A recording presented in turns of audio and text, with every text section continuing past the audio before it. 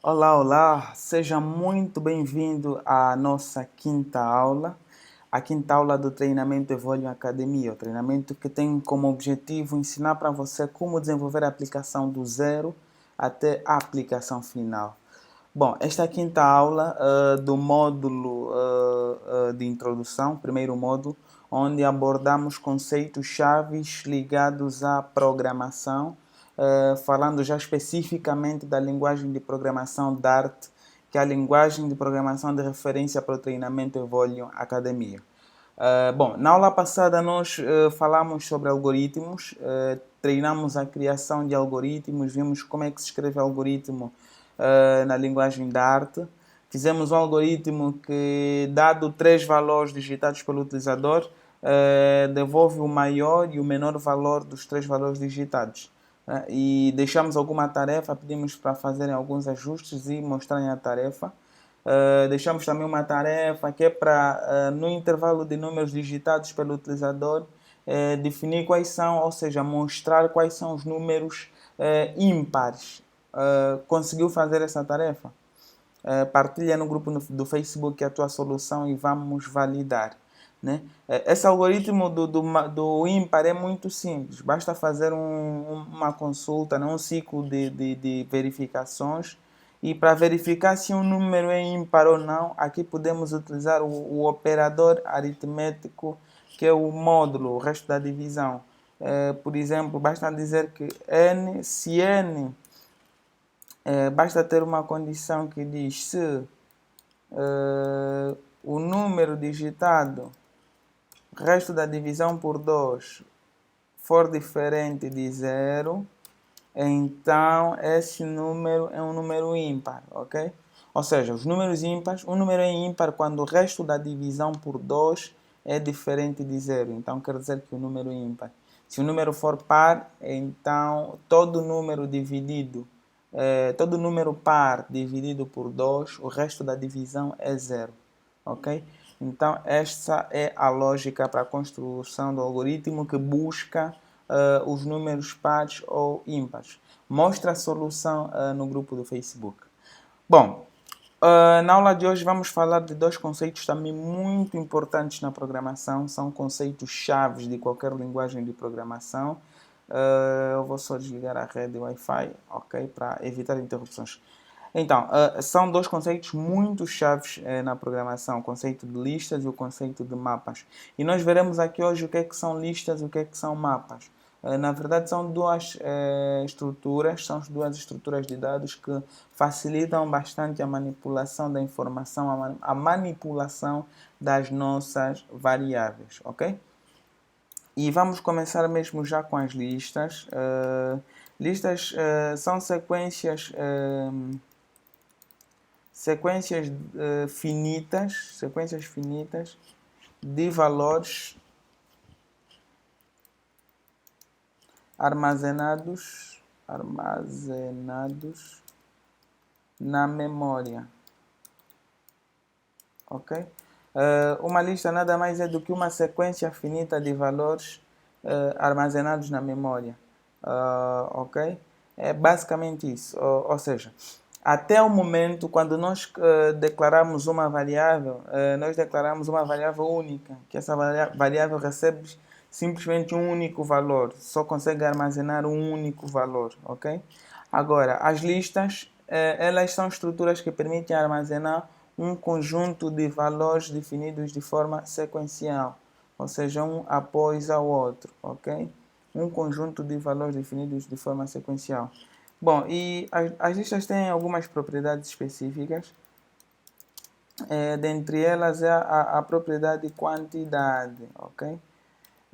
Toda lista tem uma quantidade de itens, ok? Toda lista tem como propriedade a quantidade de itens, que estão armazenados na lista. Bom, para facilitar a percepção desse conceito de listas, eu vou abrir aqui o Numbers, a aplicação Numbers, que é a versão do Excel para o MacBook, e vou exemplificar aqui. Deixa-me apagar isso tudo que está aqui. Bom, vamos supor que Esta tabela é a nossa memória RAM, é a memória RAM do telefone, ok? Memória RAM.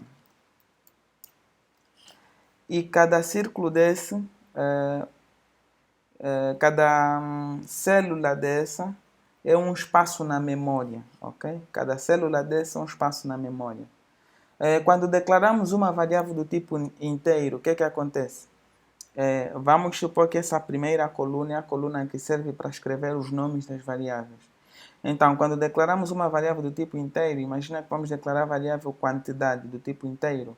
Na verdade, o que é feito a nível interno é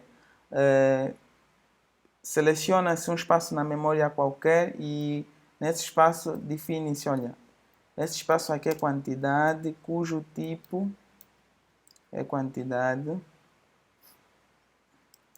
cujo tipo é inteiro. E depois o compilador diz, olha, ok, aqui eu reservei um espaço, olha, já criei, olha, quero um sítio na memória que vou guardar uma variável, um valor do tipo inteiro, quantidade.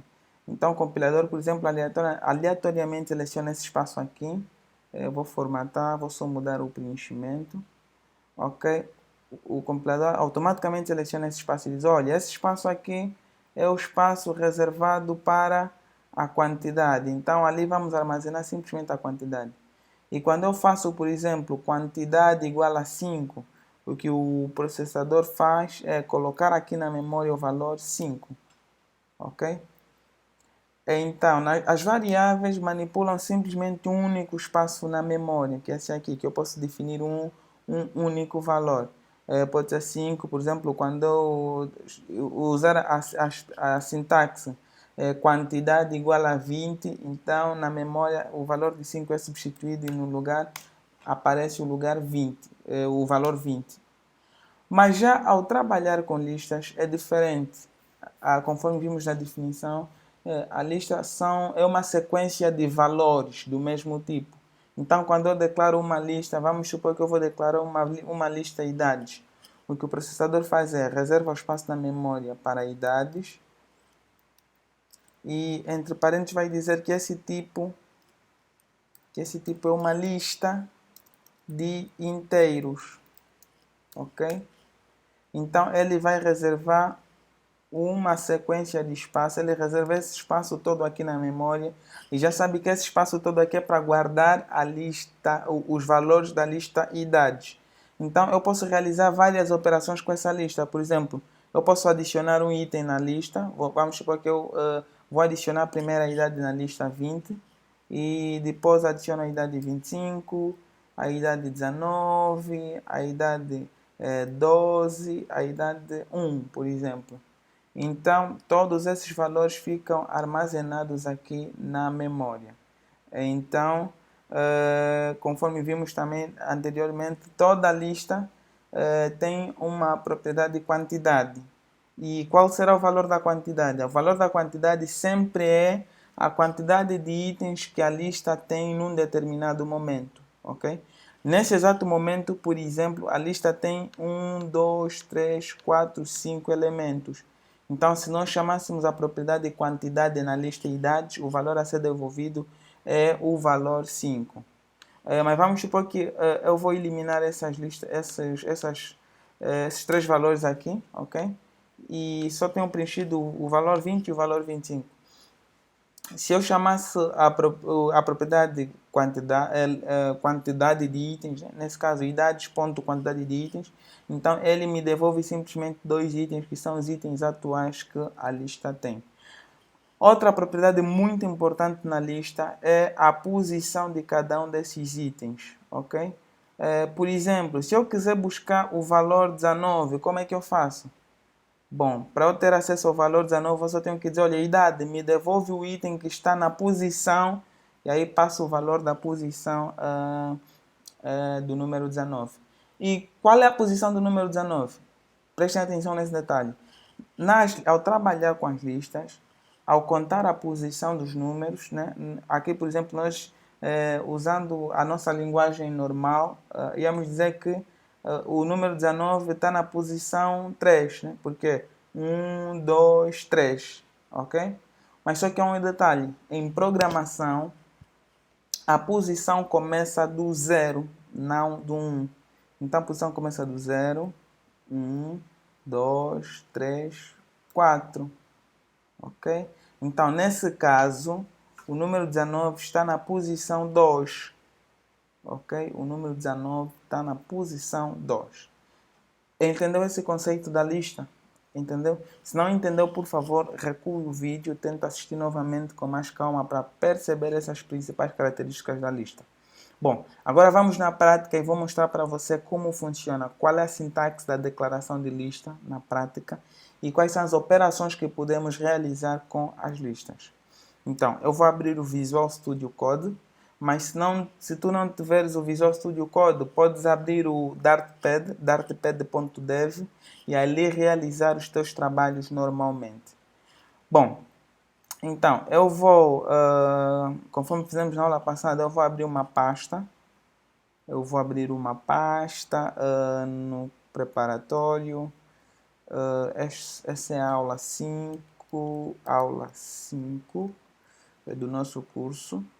E aqui na aula 5 vou abrir. Ele processa, abre essa janela aqui.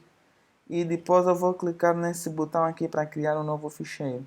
E esse ficheiro eu vou chamar também de aula 5.dart. Esse que é o nosso ficheiro Dart, onde vamos realizar a codificação da nossa aplicação. Ok? Então, deixa-me organizar isso. Ok, penso que assim está bom. Então, como sempre, né, é preciso declarar a função main. Está declarada a função main. E aqui vou mostrar para vocês a sintaxe para a criação de listas. Se vocês observarem, aqui acima, né, a função main já está a receber como parâmetro uma lista de argumentos. Então, basicamente, essa aqui é a sintaxe para a declaração de lista. Como é que se declara uma lista? Podemos usar a seguinte declaração. Primeiro, a palavra list. Depois, colocamos o sinal de menor e vamos definir o tipo de dado. No exemplo passado das idades, né, nós vimos que é uma lista de inteiro. Então, aqui temos que colocar int. Depois fechamos. E o nome da lista. Ok? Assim fiz a declaração. Estou a dizer que lista. Estou a criar uma lista. Estou a criar uma lista do tipo inteiro, cujo nome é idades. Ok? Bom, e nós podemos já inicializar essa lista, ou seja, atribuir valores a essa lista. Bom, nós podemos criar uma lista vazia, ok? Essa é a forma da criação de uma lista vazia. Vou colocar aqui um comentário. Então, se quisermos criar uma lista vazia, uma lista em que a quantidade de itens é 0, então faz-se dessa forma. Primeiro, colocamos o tipo da estrutura, né, que é lista do tipo inteiro. O nome da lista é idades e depois, igual, atribuímos uma lista vazia à lista idades que acabamos de criar. Bom, mas se quiséssemos já, ao criar a lista, definir os valores da lista.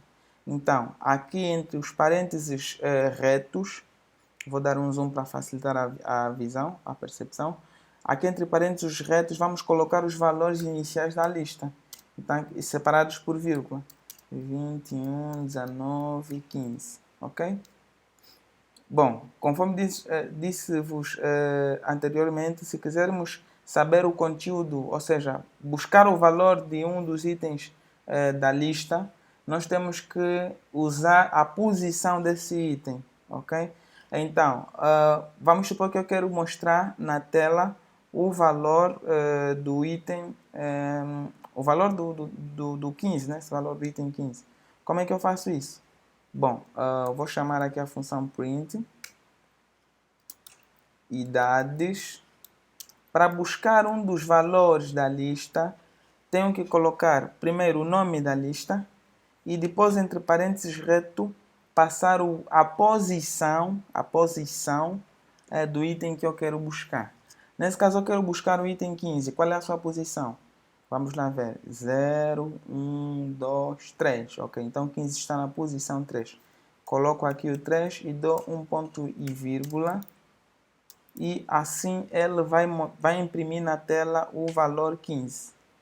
Vamos lá executar e observar se realmente vai imprimir o valor 15. Bom, estamos a executar, está a processar e está. Devolveu o valor 15, ok? Professor, e se eu quisesse mostrar a soma do valor 20 mais o valor 15, como é que eu faço isso?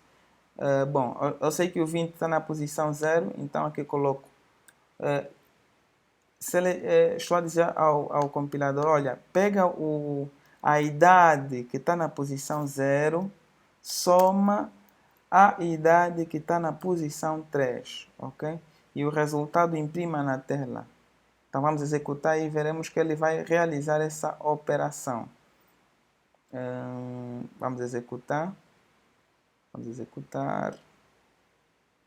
E ele vai realizar essa operação e mostrar o valor 15 na tela, conforme aparece aqui, o valor 15. Bom, professor Caseiro, e se quiséssemos adicionar um item a essa lista? Como é que adicionamos itens a uma lista? Bom, para adicionar um item a uma lista, basta usar a sintaxe. Primeiro, o nome da lista a qual queremos adicionar um item. E depois chamamos a função add. Chamamos o método add e entre parênteses passamos o novo valor que queremos adicionar. Então, desta forma, estaremos a adicionar a essa lista de idades, a idade 99. Bom, e para testar isso, vamos lá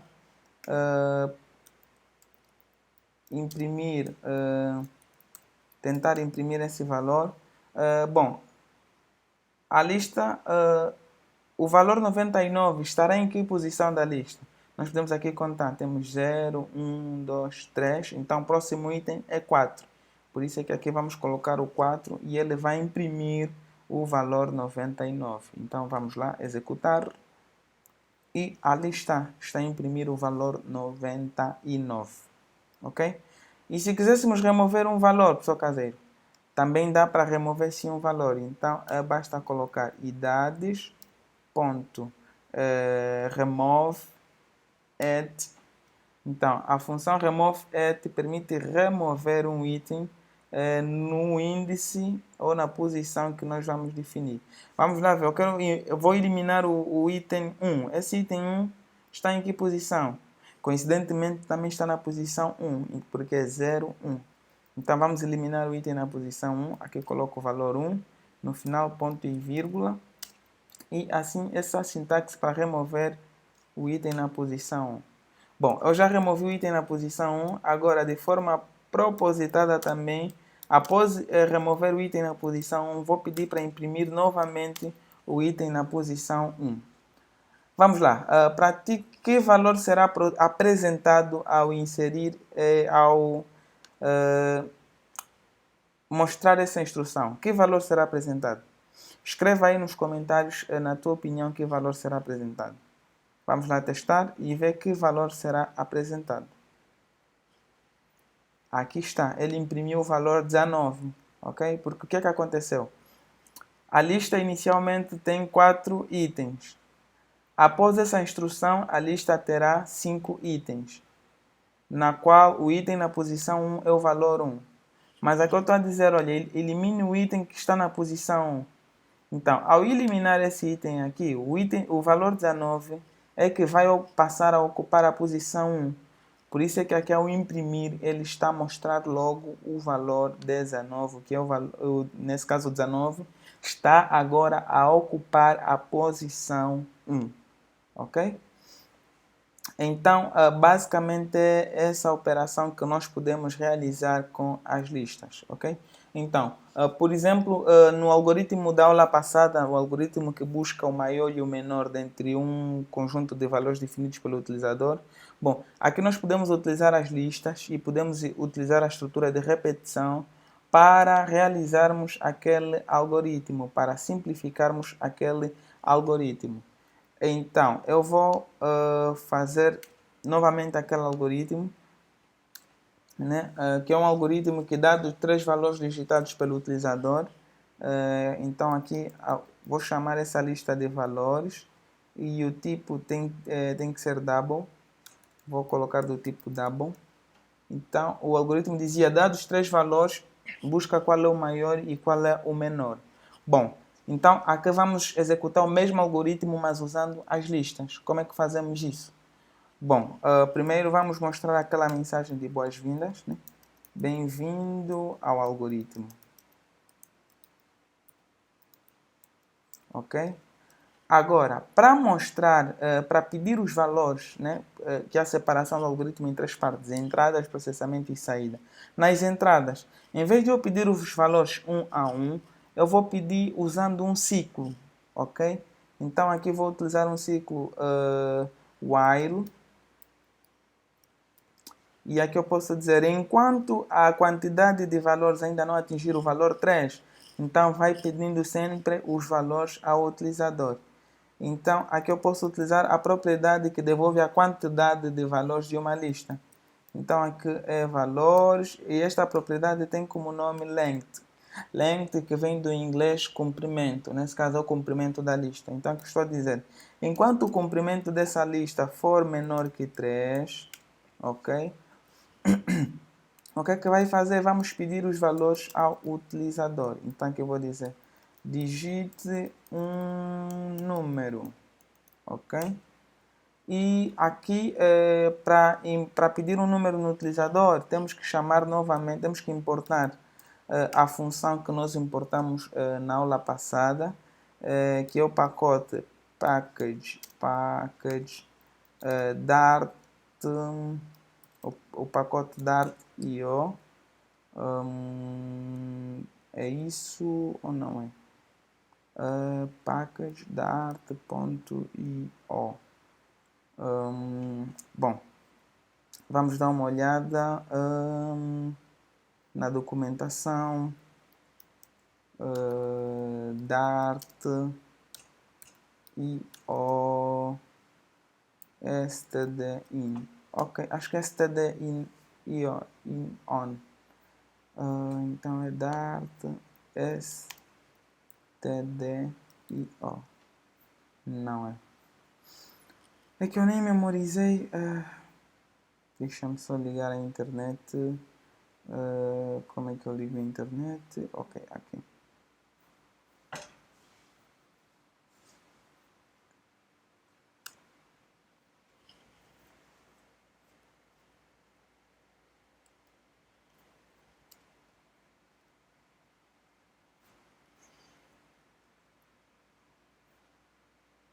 Ok, então é só mesmo Dart.io, ok? Input and output. Ok, então basta importar a biblioteca Dart2.io e depois aqui primeiro vamos pedir o novo valor ao utilizador. Então aqui eu vou definir a variável double val, que vai ser igual, já sei que para a variável ao sair da tela, né, do terminal que o utilizador digita, temos que converter para o double. Então aqui vou colocar a função double parse, perdão, e entre parênteses vou colocar o std in readline sync, ok? Readline sync, que vai ler essa linha. Então, aqui o valor estará na variável val e depois só vou precisar de adicionar esse valor na lista valores. E como é que eu faço isso? Exatamente, através da função add. Então, basta dizer valores.add e passo o val, que é o novo valor que está a ser digitado. Bom, após terminar esse ciclo, então a lista estará completa com os 3 itens e eu posso novamente executar um ciclo que vai validar qual é o valor, qual é o maior ou qual é o menor valor da lista digitada. Nesse caso, eu posso aqui novamente executar um algoritmo que vai buscar o maior I valor. Posso utilizar uma estrutura de repetição para percorrer essa lista e buscar o maior valor ou o menor valor. Bom, para isso eu vou novamente declarar as variáveis maior, double maior e double menor. Vou declarar as duas variáveis. Depois vou abrir o ciclo. Agora vou abrir o ciclo. Então, aqui eu vou utilizar o ciclo for.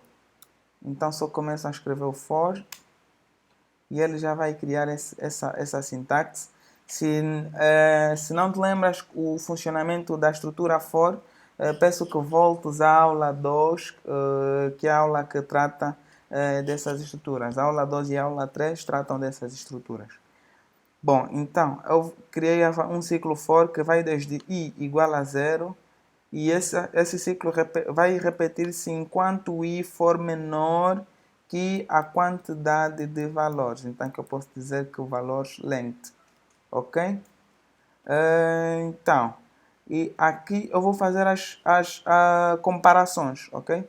Bom, mas aqui eu vou inicializar, não preciso inicializar. Vou fazer aqui as comparações.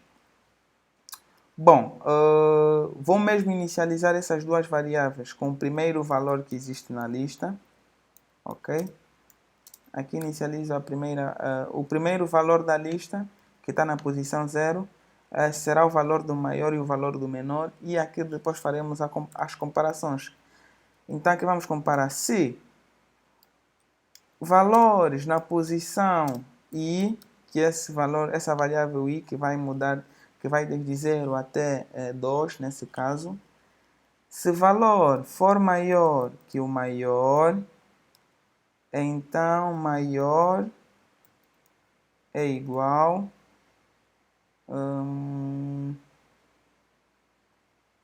ok, também preciso inicializar essa variável. Ok, então maior é igual a valores na posição 0, ok? Depois, se valores na posição i, perdão, aqui não é 0, aqui é mesmo i. Se valores na posição i for menor que o menor, então menor é igual a valores na posição i, ok? E assim está definido. Ele vai percorrer a lista. Se encontrar um valor que é maior que o maior, então esse valor é que passará a ser o maior. E se encontrar um valor que é menor que o menor, então esse valor passará a ser o menor. E aqui eu tenho o processamento do algoritmo. Agora só preciso dar as saídas, né? Mostrar as duas mensagens. Então a primeira, eu vou colocar aqui simplesmente um separador, /n, ok? Aqui eu vou trocar a string, ok? E depois aqui vou dizer, o maior valor é igual mais maior, ok? Mas por ser double, então o maior valor é igual a maior. E depois também vou dizer que o menor valor é igual a menor. Então, print, o menor valor é igual a menor. E assim está feito o algoritmo. Ok? Depois comparem a diferença entre os dois algoritmos e digam o que é que fica mais fácil, utilizando as estruturas de repetição e as listas ou não. Bom, então vamos executar no nosso terminal, né? Porque vamos precisar de digitar valores. Então precisamos executar o algoritmo no terminal. Vou limpar toda essa informação e já sabem como é que se executa. Basta chamar Dart e o nome do ficheiro que queremos executar.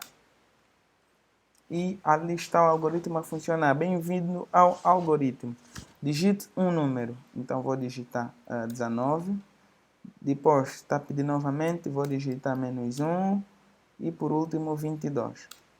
E ele aqui mostra a mensagem, o maior valor é 22 e o menor valor é -1, ok? Bom, então é assim que funciona, é assim que funcionam as listas. É assim que trabalhamos com as listas. Exercite, pratique. Tente, por exemplo, aqui eu utilizei o while. Tenta utilizar a estrutura for aqui nesse ciclo que pede os dados ao utilizador. E vai vendo o que é que fica melhor, o que é que não fica melhor, ok? Então, exercite, pratique e depois mostre-me o resultado que encontraste, ou seja, os resultados, as dificuldades. Manda para mim, pode ser no grupo privado do WhatsApp ou pode ser no grupo do Facebook, que terei todo o gosto e todo o prazer em ajudar-te a solucionar, ok? Então, entendeu o conceito de listas? Podemos avançar? Se ainda não entendeu, pode recuar o vídeo e assistir novamente até entender perfeitamente esse conceito de lista, porque vamos utilizar bastante nas próximas aulas, ok? Então, por agora importa também falar do conceito de mapas, ok? Os mapas são um pouquinho semelhantes às listas. Mapas são estruturas semelhantes às listas, com uma ligeira diferença. Bom, a diferença entre os mapas e as listas é que, enquanto as listas, a posição dos itens é dados em números inteiros naturais, que vão desde 0 ao mais infinito, já nos mapas, os índices podem ser, nos mapas, os índices podem ser qualquer tipo de dado, qualquer estrutura de dado. Um índice no mapa pode ser uma string, um índice no mapa pode ser um valor booleano, um caractere, um número, qualquer coisa, ok? E a sintaxe do mapa é um pouquinho diferente. A sintaxe do mapa é, primeiro a palavra reservada map, e depois ao abrir e fechar a chaveta, primeiro precisamos colocar o tipo de dado, o tipo do índice, e depois o tipo do valor que a lista, que o mapa aceita. E posteriormente que colocamos o nome da lista, terminando com ponto e vírgula, ok? Bom, vamos aqui na prática ver esse conceito. Vou criar um novo ficheiro que vou chamar de aula 5mapa.dart. Aula 5mapa.dart. Novamente vou criar a função main. E aqui eu vou mostrar para vocês esse conceito de mapas, como é que funciona, como é que adicionamos o item no mapa, como é que removemos o item do mapa, como é que consultamos o item no mapa, que são as operações básicas a serem realizadas com mapas. Bom, semelhante aos mapas, semelhante às listas, então aqui eu vou mostrar para vocês também a sintaxe da declaração dos mapas, ok? Vamos criar um mapa para registro de dado um nome de uma pessoa, fazer a ligação entre o nome de uma pessoa e a idade que ele tem, ok? Por exemplo, eu tenho uma relação entre... imaginem que é uma estrutura que eu quero guardar os nomes e as idades de todas as pessoas de uma sala de aula. Então, para isso eu posso utilizar um mapa. E como é que eu faço isso? Vou declarar aqui o mapa. Primeiro é o tipo de dado do valor, né? O tipo de dado do índice, nesse caso. Qual é o tipo de dado do índice? Eu já sei que é uma lista, vou aqui definir, né? Mapa para guardar as idades das pessoas, as idades dos nomes, ou seja, as idades das pessoas através dos nomes, ok? Então, já sei que o índice será o nome, porque a partir do nome de uma pessoa, eu vou mostrar uma idade, eu vou guardar uma idade. Então, já sei que o índice, o tipo de dado do índice é string, ok? E o valor do índice, qual é o valor da variável, nesse caso, que vai ser armazenado? Como é a idade é do tipo inteiro, então vou colocar aqui o int, ok? E vou chamar esse mapa de idades alunos, ok? igual, e a inicialização do mapa, diferente da lista, aqui eu não posso inicializar assim o mapa, dá erro. A inicialização do mapa tem que ser através do construtor da classe map, ok? Falamos também um pouquinho de construtores quando falamos de programação orientada a objeto na aula 2 do intensivão. Se não assististe essa aula, volte no canal, no meu canal José Caseiro, procure essa aula para se familiarizar com os conceitos de programação orientada a objeto e definição de classes. Bom, então assim é que nós criamos é que nós inicializamos um mapa de itens. Bom, e como é que inserimos valores nesse mapa? A inserção de valores no mapa é através da função put if absent, ou seja, insira um valor se não existir nenhum valor, ok? Então, se vocês em qualquer variável ao colocar um ponto aqui no Visual Studio Code, ele já vai mostrar um conjunto de opções, métodos e propriedades que vocês podem executar, com as quais vocês podem interagir, ok? Então aqui vocês podem executar qualquer operação e assim podem observar. Bom, mas para adicionar um item no mapa, então vamos ter que chamar a função put if absent, onde o primeiro parâmetro é a chave que nós vamos inserir, né? E já sabemos que aqui a chave é do tipo string, então na chave temos que passar um valor string. E já sabemos que as chaves, né, nesse exemplo aqui, a chave é o nome dos alunos. Então, o primeiro valor que eu vou inserir é o José e a idade dele vou definir a idade 19, ok? Então, basicamente assim é a sintaxe para adicionar um item no mapa. Bom, vou adicionar mais um item, caseiro, cuja idade 102, ok? E assim eu tenho um mapa com dois itens inseridos no mapa, ok? Então eu tenho um mapa com dois itens inseridos no mapa e aqui eu tenho também a função, vou mostrar, né? Aqui eu tenho também a função length, que essa função length vai devolver a quantidade de itens que o mapa tem. Se eu executar a função run, vamos observar aqui nos resultados que ele mostra 2, ok? Vou executar novamente. Ele vai mostrar 2 porque nesse momento a lista tem dois itens, que é o José e o Caseiro. Bom, pessoal Caseiro, e se eu quiser mostrar ou quiser pegar a idade do aluno Caseiro, como é que eu faço isso? Bom, eu posso fazer isso utilizando a seguinte sintaxe. Idades, eu coloco idades, e depois abro chaveta e aqui passo o nome, ou seja, a chave que eu quero buscar, que nesse caso é caseiro, ok?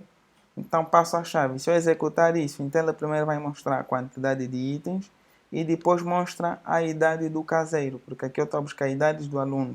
Estou a dizer qual é a idade do aluno caseiro e ele vai me mostrar a idade do caseiro. Bom, imagine que eu quero saber, quero realizar uma operação, que é a idade do caseiro, quero que pegue a idade do caseiro e divida por 4 e mostre esse valor na tela. Então, vamos fazer essa operação. Eu vou declarar uma variável aqui, que vou chamar de resultado, que nessa variável eu vou armazenar, aqui é var. Nessa variável eu vou armazenar a idade do caseiro dividir por 4. Bom, aqui está a dar um erro, porque está a dizer que esse valor pode ser nulo, então vou colocar aqui um ponto de exclamação para obrigar a conversão. Pronto, e depois eu vou simplesmente mostrar a mensagem. O resultado é resultado, ok? Então vamos executar esse algoritmo e ver qual é o valor desta operação. E aí está, o resultado é 25,5, porque 102 dividido por 4 é igual a 25,5. E se eu trocar aqui na operação, em vez de buscar a idade do caseiro, vou buscar a idade do José. Então ele vai mostrar também o valor 19 dividir por 4. Vamos executar. E aqui está, 19 dividido por 4 é igual a 4,75. Ok? Bom, se tiver alguma dúvida, não esqueça de nos procurar nas redes sociais e vamos esclarecer todas as dúvidas. Se eu quiser remover um item do mapa, como é que eu faço isso?